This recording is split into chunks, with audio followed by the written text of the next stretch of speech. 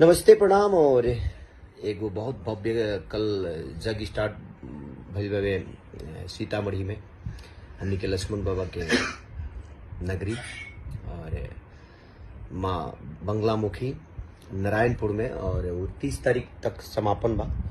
तर लोग भारी से भारी संख्या में जाके वो यज्ञ के लुत्फ उठाई और आशीर्वाद ली बाबा के। जैसे ये बड़ी बड़ी करीबी बाबा है हमनी के वहाँ के और एगो प्यार आशीर्वाद हमेशा वहाँ के हमनी के मिलल बा।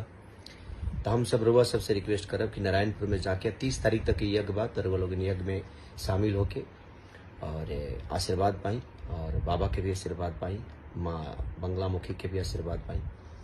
तो बाबा के प्रणाम। लक्ष्मण बाबा जो कि हम लोग के गार्जियन है और बाबा भी, तो ऐसे ही प्यार आशीर्वाद ये सीतामढ़ी में है और 22 तारीख से शुरू हुआ है, 30 तारीख तक रहेगा। तो आप लोग जाइए और अपना प्यार आशीर्वाद यज्ञ में जाकर और प्रसाद पाइए और आशीर्वाद लेते आइए। Thank you.